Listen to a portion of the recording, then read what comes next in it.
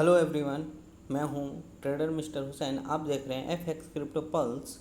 आज हम लोग सीखेंगे दोस्तों से सपोर्ट रेजिस्टेंस क्या होता है, सपोर्ट एंड रेजिस्टेंस क्या होता है, इससे सही तरीके से कैसे ड्रॉ करते हैं और लेते समय इसका कैसे इस्तेमाल किया जाता है। अगर आप ट्रेडिंग सीख रहे हैं तो यह टॉपिक आपके लिए ज़रूरी टॉपिक से एक है। ओके, ज़रूरी टॉपिक में से एक। सबसे पहले हम समझते हैं सपोर्ट क्या होता है। सपोर्ट वह प्राइस एरिया होता है जहां गिरते हुए प्राइस अक्सर रुक जाती है। मतलब गिरते हुए प्राइस, जैसे कि एग्जांपल इस तरीके से गिर रहा है, यहाँ पर रुक जाता है, इसी को सपोर्ट बोलते हैं। क्या समझे? इसी को सपोर्ट बोलते हैं। या बाउंस कर जाती है, ऐसा इसीलिए होता है क्योंकि उस एरिया में बायर की रुचि बढ़ जाती है। क्या समझे? बायर की रुचि बढ़ जाती है। क्या समझे दोस्तों? ध्यान दीजिए, मैं प्राइस एरिया कह रहा हूँ। ओके, ध्यान दीजिए, मैं प्राइस एरिया कह रहा हूँ, कोई एक एग्जैक्ट प्राइस नहीं है। ओके, उदाहरण के लिए अगर बिटकॉइन अभी जो भी रेट चल रहा हो 64,000, ओके, उदाहरण के लिए 64,000 एक बिटकॉइन चल रहा है, तो $64,000 चल रहा है, आसपास आकर के ऊपर गया तो इस क्षेत्र को सपोर्ट एरिया माना जाता है। स्क्रीन पर चार्ट खोल करके दिखाते हैं आपको। प्राइस कई बार नीचे आकर एक ही क्षेत्र ऊपर जा रही है। क्या समझे? जिस तरीके से अभी मान लो ये प्राइस है हमारा, देखो ये है, ये हम एक ट्रेड दिया हूँ, तो इस जोन पे मार्केट आकर के, क्यों, ये हमारा एक तरफ से सपोर्ट एरिया है। क्या समझे? सपोर्ट एरिया है। तो इस तरीके से मार्केट काम करता है। मार्केट में अक्सर सपोर्ट एरिया काम करता है। क्या समझे? नीचे आते वरते आपको चढ़ जाता है तो एक सपोर्ट। पार्ट 2 में समझेंगे दोस्तों, पार्ट 2 में हम लोग समझेंगे से और किस तरीके से मार्केट काम करता है। ओके, पार्ट 2 में हम लोग समझेंगे मार्केट किस तरीके से काम करता है। देखो, अब हम समझते हैं part 2। Okay, part 2 okay, part 2 में हम लोग समझते हैं। पार्ट 2 तो आपको मैं बता दिया। रेजिस्टेंस क्या होता है? रेजिस्टेंस वो जोन होता है, अब तक करते हैं रेजिस्टेंस की, वह प्राइस एरिया होता है जहां ऊपर जाते हुए प्राइस रुक जाती है, या अगर वापस नीचे आकर यह अक्सर सेलिंग प्रेशर बढ़ा देता है। तो अगर प्राइस कई बार किसी ऊपर एरिया तक जाकर वापस नीचे आ जाए तो रेजिस्टेंस एरिया होता है। क्या समझे? अब एग्जाम्पल में मैं आपको बता रहा हूँ, समझिएगा, बढ़िया तौर से समझिएगा, बढ़िया तरीके से पार्ट 2 का मैं दिखा रहा हूँ। ओके, अब डेली हाई फ्रेम पे चलते हैं, मैं आपको बताता हूँ। देखो, ये एरिया है एग्जाम्पल, ठीक है ना, ये एरिया है, ये क्या है, यहाँ से मार्केट इस तरीके से जा रहा है, इस तरीके से जा रहा है, इस तरीके से जा रहा है, तो ये क्या हो गया? रेजिस्टेंस हो गया, ये सपोर्ट हो गया। एग्जाम्पल में किस तरीके से काम किया, अभी यहाँ पे आप लोग समझ जाओ किस तरीके से काम किया। इसी तरीके से ये सपोर्ट रेजिस्टेंस गिनती होगा। क्या समझे? 1 2 3 4 भी है। क्या समझे? 5 6 7 ये भी जोड़ोगे, ऐसा नहीं है। तो इस तरीके से मार्केट काम करता है। नीचे भी देख लो आप, 1 2 3 4 5।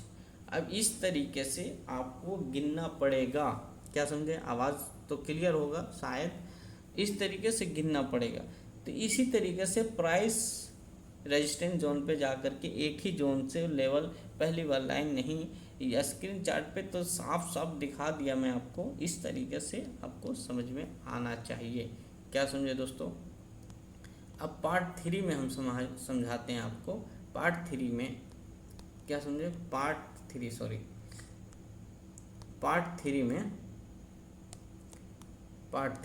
अब पार्ट 3 में मैं बता रहा हूँ, सबसे महत्वपूर्ण बात यह है, सपोर्ट और रेजिस्टेंस ड्रॉप करते समय हमेशा एक ही कैंडल को देखकर लाइन मत खींचिए। क्या समझे? हमेशा एक कैंडल को इस तरीके से, अगर रेड कैंडल है तो आपको एक कैंडल को देख करके नहीं खींचना है। क्या समझे? नहीं खींचना। जहाँ प्राइस कई बार रिएक्ट किया हो, रिजेक्शन दिया हो, एरिया को पहचानना पड़ेगा आपको, पहचान लीजिए उसको एक तरफ से। कोशिश करें कि कम से कम 2 से 3 बार प्राइस उस जोन का सम्मान किया हो, मतलब रिस्पेक्ट किया हो। एक जोन है, मान लीजिए ये गया, गिरा, ठीक है ना। अब गिरने के बाद अगर ये चढ़ता है ना, तभी ये रिस्पेक्ट देगा, क्या समझे, ये रिस्पेक्ट देगा। इसी तरीके से ये 1 हो गया, ये 2 हो गया, फिर जाएगा, ये 3 हो गया, तभी रिस्पेक्ट देगा, क्या समझे। तो इस तरीके से ऐसा करेगा तभी उसको रेजिस्टेंस जोन बोला जाएगा, सम्मान क्या हो। और वीक और कैंडल बॉडी दोनों देखकर जोन बनाया जाता है, क्या समझे, दोनों देख करके जोन बनाया जाता है। आपको एकदम सीधा छोटे टाइम फ्रेम पे तो कभी जाना नहीं, आपको हायर टाइम फ्रेम यूज करना है, 4 आवर डेली कैंडल, क्या समझे। और कैसे मार्क करते हैं वो भी हम आपको क्लियर बताएंगे। सपोर्ट रेजिस्टेंस का बहुत सीक्रेट लेवल मैं बता रहा हूँ आपको, ठीक है ना, समझा रहा हूँ। इसको देखिएगा, बैक टेस्ट करना मत भूलिएगा, ओके। याद रखिए मार्केट में कई एस्पेक्ट मतलब एग्जैक्ट नंबर नहीं माना जाता है, इसीलिए एरिया पर ध्यान देना पड़ेगा आपको, क्या समझे। पार्ट 4 में हम समझाते हैं आपको, पार्ट 4 में हम समझाते हैं दोस्तों से आपको किस तरीक़े से मार्केट, पार्ट 4 में आर लिखा जा रहा है बार बार तो पार्ट 4 में हम समझाते हैं से मार्केट किस तरीके से काम करता है, ओके। पार्ट 4 में नई शुरुआत करने वाले ट्रेडर अक्सर ये गलतियां करते हैं, क्या करते हैं, नई शुरुआत जो कर रहे हैं अभी ट्रेडर लोग, गलती क्या करते हैं पता है आपको, गलती ये करते हैं हर छोटी मूव पे सपोर्ट रेजिस्टेंस बना लेते हैं। जैसे कि ये मान लीजिए एक छोटा सा कैंडल, ये अगर ग्रीन बन गया ना या रेड बन गया तो इसको क्या बना देते हैं, रेजिस्टेंस बना लेते हैं। और इसी का एक यहाँ पे ग्रीन कैंडल बन गया इस तरीके से, तो इसी को सपोर्ट बना लेते हैं। तो हर कैंडल को नहीं देखना है, क्या समझे, हर कैंडल को नहीं देखना है। से यही जो नए ट्रेडर होते हैं, नए बिगनर होते हैं, यही गलती करते हैं, कहीं छोटे छोटे टाइम फ्रेम पे सपोर्ट रेजिस्टेंस खींच लेते हैं और उसको 1 मिनट पे चार्ट पे भरोसा कर लेते हैं, 5 मिनट के चार्ट पे भरोसा कर लेते हैं। कभी नहीं बॉस, कभी नहीं।